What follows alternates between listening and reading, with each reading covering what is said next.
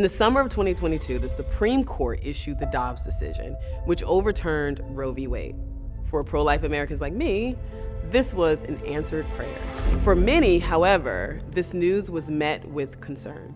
And that concern has been intensified by media and politicians using misinformation to fuel fear and division. So let's talk about the facts. The Dobbs decision returns abortion law back to the states. Roe v. Wade wrongly held that there was a constitutional protection for abortion. But here's the problem. Abortion isn't in the Constitution, and it never was. We are a nation of laws, and the U.S. Constitution is the law of the land. Our judges are supposed to adhere closely to it. And when they ignore constitutional provisions, we lose freedoms. And when they invent constitutional provisions, we lose liberty and our democratic voice. Now that Roe v. Wade has been overturned, abortion law will be decided by the people. That means our voice and our vote for elected representatives will determine the fate of abortion law in Georgia. Now let's talk about abortion. Many pro-abortion advocates claim abortion as a right. Well, as we discussed, it isn't. They frame it as a choice, which for the child isn't true either. And many pro-abortion leaders say it's a women's issue. While many women publicly boast about their abortions, most of us know the truth. 81% of women who have had abortion report depression. The societal impacts of abortion also lead to increased divorce rates, abuse, and fatherlessness. The idea of abortion as a cheap way out has had huge consequences for women. And that doesn't even consider the millions of little girls whose lives have been lost in abortion. So it is a women's issue, but not in the way the abortion lobby tries to spin it. Since Roe v. Wade, 63 million children have been aborted, and over 40% of those have been Black children. Science tells us that these children are not a clump of cells. From the earliest stages, a child has all the DNA he or she will ever need. And biologically speaking, that child is a human being. Biblically speaking, we know that that child was made by God and has value. In 2019, Georgia passed House Bill 481, otherwise known as the Life Act, or the Heartbeat Bill. Because of the divide in our state and the narrow passage of the bill, several compromises were made. So the bill allows for abortion up until a detectable heartbeat, usually right around 6 weeks. At this stage of development, the child now has a beating heart and is in the process of developing fingers and toes, eyes, ears, nose, mouth.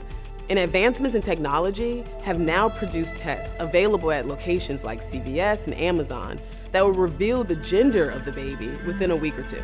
This child is, by any medical, scientific, or logical definition, a human being and is worthy of protection. Another compromise in the legislation was made. The bill allows for exceptions for rape, incest, medical fertility, and life of the mother. We understand that every child, regardless of circumstance, is valuable. However, these exceptions have broad support amongst those whom we still seek to bring into our worldview. Sadly, the pro-abortion movement is lying again about exceptions, hoping to prey on people's emotions. They're lying about ectopic pregnancies and miscarriages. HB 481 specifically defines abortion as excluding ectopic pregnancies and miscarriages. A woman who has had an ectopic pregnancy can receive the care she needs without any fear. And a woman suffering a miscarriage will never be prosecuted. And it is extremely cruel to tell women otherwise. And they're lying about the baby's heartbeat, which many hear during the first ultrasound at 6 weeks. Radical pro-abortion politicians say it's a manufactured sound used to control women. The only thing manufactured is that baseless accusation. As believers, we know the truth about that sound, that is precious, that is made by God and has given joy to every parent who has heard it. Since Georgia now recognizes the personhood of the child, women will be able to claim their child as a dependent on their taxes and file a claim for child support from the moment they receive a positive pregnancy test. These provisions provide important support to women, and it was the opposition that fought hard against them. While progress has been made, we believe the battle for life is just beginning. And there are still so many people that need to be persuaded. But those discussions, they must begin with the truth. Join us in pushing back on the lies of the abortion industry and be bold in sharing about the horrors of abortion.